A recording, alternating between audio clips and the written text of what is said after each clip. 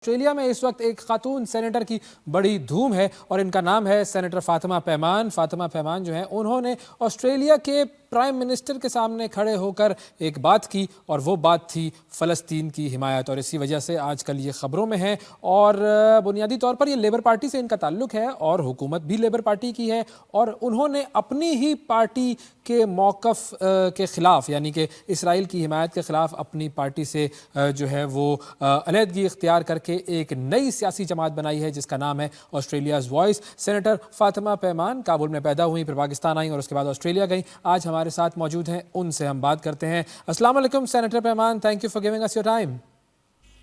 Walaikum salam. I'm very well, thank you. Thank you so much for having me on your show.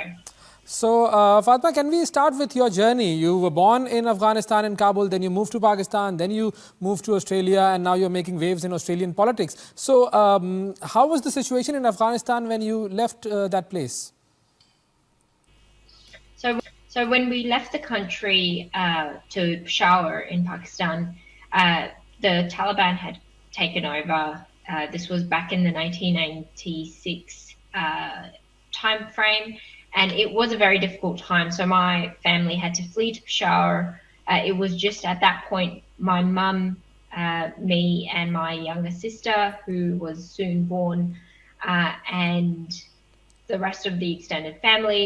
It was a very difficult time, as many Afghan refugees would understand. And Pakistan being our neighboring country has always been hospitable and caring.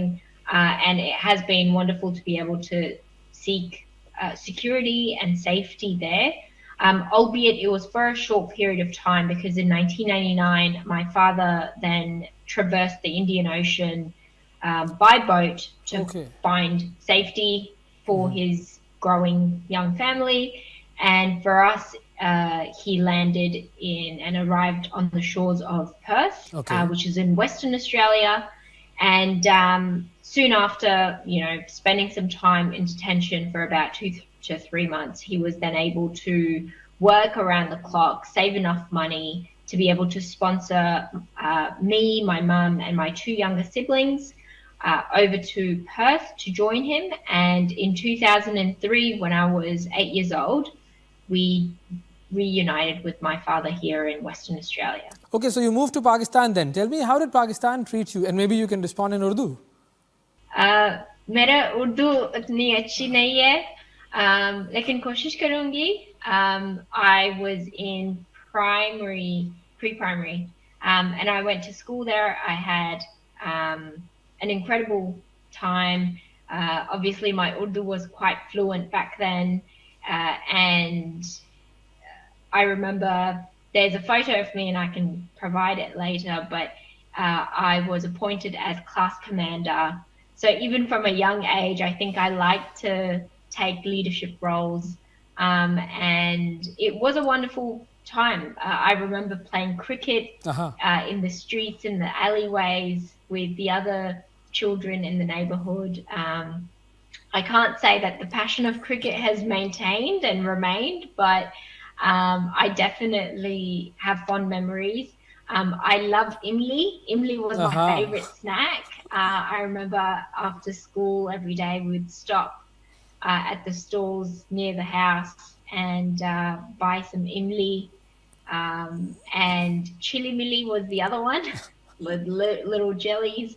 Yes. So I do have fond memories. And of course the Pakistani soap operas and shows were a staple in our household growing up. So for us, I've had only fond memories of Pakistan, and I do hope to visit and see how far Pakistan's come sort of in the last 2 decades that I've been away. You should come here. So then you moved to Australia, studied there, worked there, and you joined politics. So did you always want to join politics, or was it due to some certain circumstances?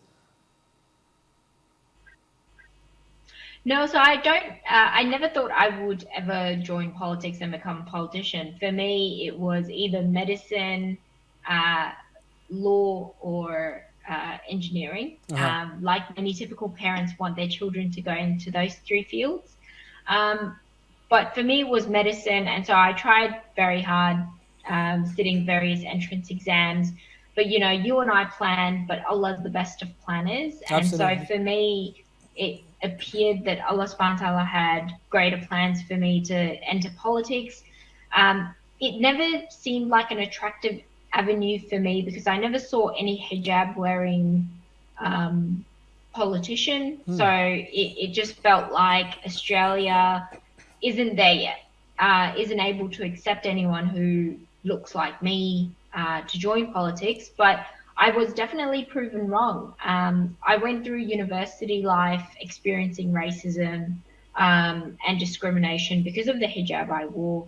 And that propelled me to continue breaking down stereotypes and ensuring that the destigmatization begins here at home, where we're educating people about what the hijab is. As Right. Muslims, what does it mean to be a Muslim Australian? How can we balance both identities together? And so it was a wonderful journey. And that, you know, we have quite a lot in common. Just because I Uh-huh. wear a hijab doesn't make me any different or any less of an Australian. Right.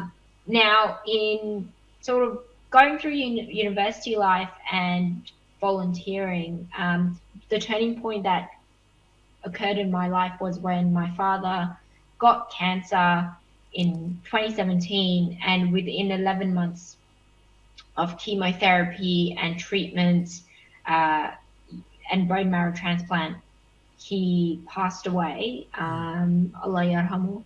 And in um, it wasn't until 2019 where I really you know, took it on myself to get involved and leave the world a better place. My dad was only 47 years old when he passed away. I don't have any guarantee that I'll live to see 47. So how do I make sure that I'm making the most of every moment? And so for me, it was about giving back to the community, empowering other people. And that's where my journey into politics began, where I was just handing out flyers at the election, telling people to vote for the Labor Party. And the reason why the Labor Party had such an appeal to refugees and migrants is because there was this conception that the Labor Party was accommodating to refugees and migrants. And then before I knew it, I was in the union movement as a political organizer.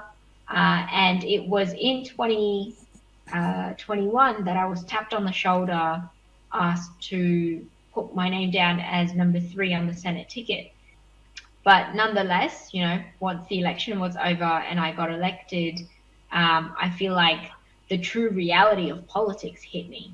Coming to your famous fiery speech in the parliament about racism, and it went viral over the internet, and everyone was watching the speech and talking about you. So, do you feel that there is a certain racism in the Australian society because your speech and your conflict with Senator Pauline Hanson tells us that there is a general issue of racism in Australia? I mean, I wouldn't generalize it to that extent because I think racism and discrimination exists in small portions in various amounts in various parts of the world.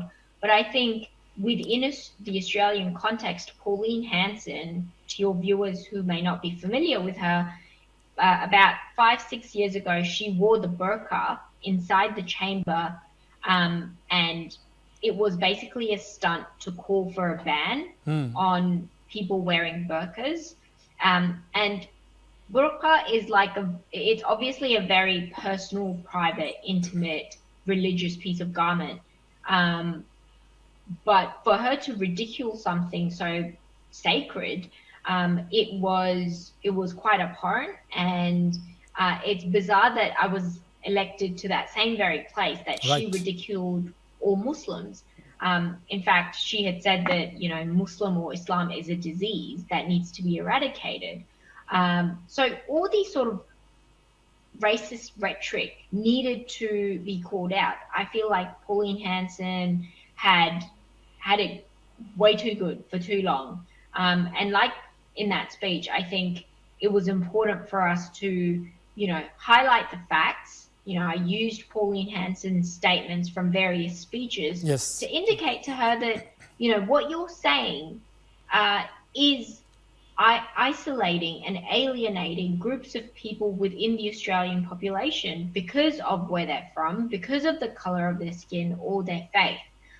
And in fact, Senator Mehreen Faruqi, she recently won a court case against Senator Hanson that basically, the judge came out and essentially said that what Senator Hanson was saying, or the character that she portrays, is of somebody who, spreads hatred and vile commentary. So I think as politicians, it's within our duty and responsibility to ensure that we are spreading peace and cohesion. We are ensuring that we bring people together, that we're not sowing seeds of division. And instead, we are using every opportunity to ensure that there's harmony and peace on our shores. Absolutely. Not alienating one group over another. And I mean, we've seen that with the situation in Gaza, where the Russia and Ukraine war broke out, and all the Western countries, including Australia, Yes. were quick to jump at the defense of Ukrainians, and rightfully so. But when the same situation broke out between Israel and Palestine, it almost appeared that there was this double standard from the get-go. There was this weird prioritization and selective favoritism that we were starting to see.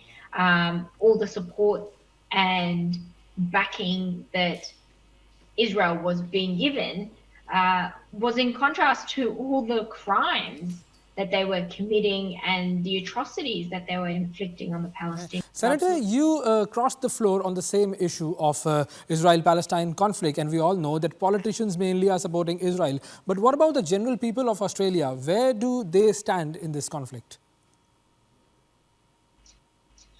I think there's growing support. We are seeing so many more people come to rallies and marches every single weekend.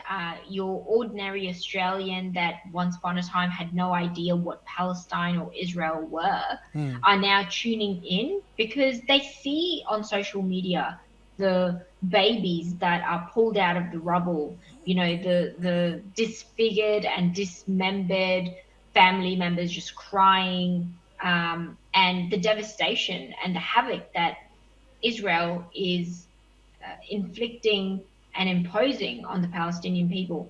Human rights organizations have come out calling this situation, almost apocalyptic, but also that this apartheid needs to end. And what we don't see is enough action from the government to make it stop what it's doing.